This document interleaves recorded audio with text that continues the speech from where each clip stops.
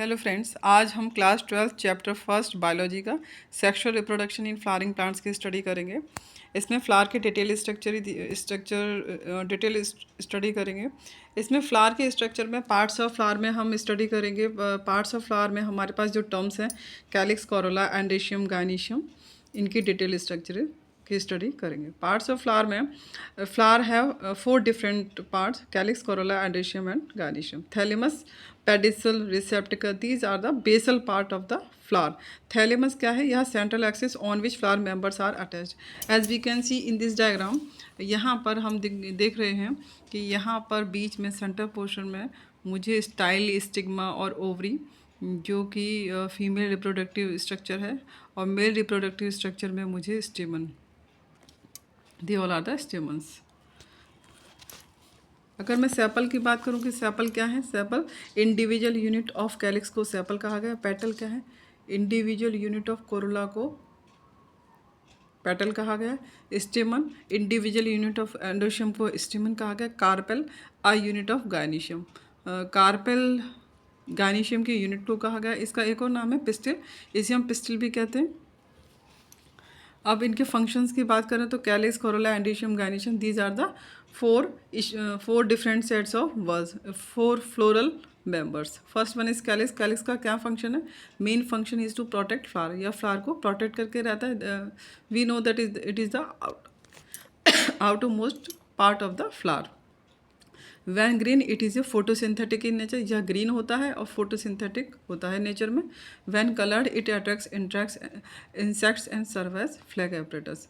यदि एमसीक्यू इसमें क्वेश्चन है कि फ्लैग एपरेटस की तरह कौन सा फ्लोरल मेंबर काम करता है, we have to write calyx. Calyx एक फ्लैग एपरेटस की तरह काम करता है या इंसेक्ट्स को अट्रैक्ट करता है। कोरोला की यदि बात करें तो कोरोला जैसे हम देखते हैं रोज़ में रेड कलर के पेटल्स हमें दिखाई देते हैं, तो पेटल्स का जो वर्ल है उनको हमने टर्म दिया है corolla. It provides colour scent to attract pollination, यह पॉलिनेशन को प्रमोट करता है। Sometimes the base of corolla bears some secretory glands, और इनके नीचे ग्लैंड्स भी होती हैं।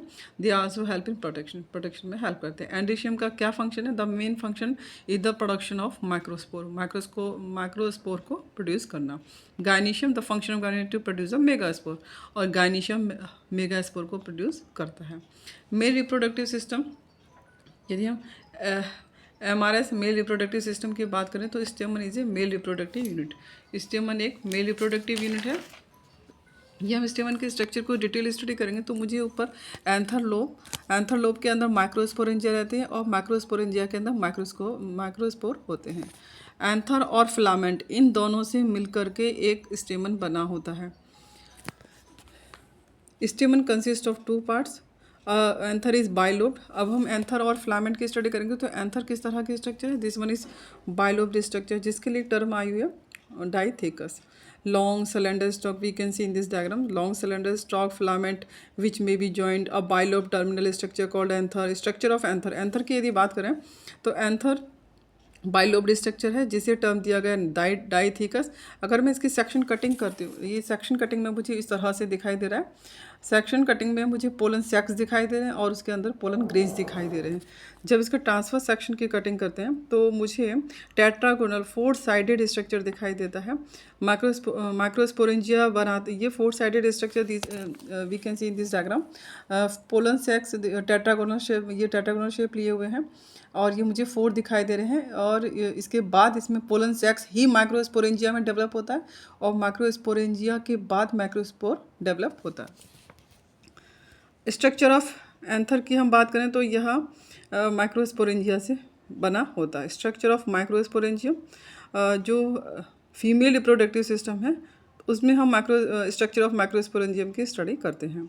इसके अंदर we can see in this diagram कि मेरे पास यहाँ पर हम देखेंगे डायग्राम में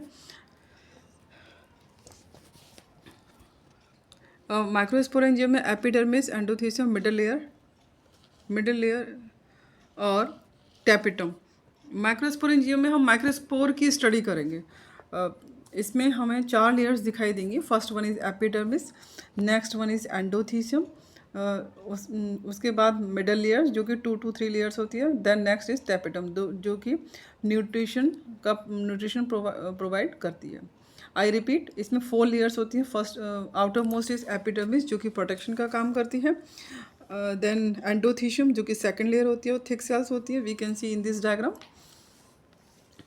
epidermis, endothecium, middle layer 2 to 3 layers and then microspore mother cell MMC, microspore mother cells जो कि माइक्रोस्पोर बनाती हैं। उसके बाद tapetum, 4 layers we can see in this diagram. MMC ही माइक्रोस्पोर मदर सेल को ही पोलन मदर सेल कहते हैं और यही माइक्रोस्पोर बनाती है। टैपेटम में यह न्यूट्रिशन प्रोवाइड करती है इस पोलन ग्रेन्स को। और सेंटर वाला जो पोर्शन, ये सेंटर वाला जो पोर्शन है, ये हम देख सकते हैं इसमें सेंटर वाले पोर्शन में ये स्पोरोजिनस टिश्यू मुझे दिखाई दे रहे हैं। तो ये connective tissue sporogenous tissue, this one, ये स्पोरोजिनस टिश्यू के में मियोटिक डिवीजन होता है। उसके बाद मुझे microspore mother sales meiotic division के बाद बनती है और माइक्रोस्पोर मदर सेल से माइक्रोस्पोर बनता है। माइक्रोस्पोरोजेनेसिस किसे कहते हैं? एक नई टर्म आई हुई है, माइक्रोस्पोरोजेनेसिस। माइक्रोस्पोर का फॉर्मेशन होना थ्रू मियोटिक डिवीजन, किससे? स्पोरोजिनस टिश्यू से। मींस स्पोरोजिनस टिश्यू से माइक्रोस्पोर का फॉर्मेशन होना थ्रू अंडरगो मियोटिक डिवीजन के थ्रू, उसे हम माइक्रोस्पोरोजेनेसिस कहते हैं।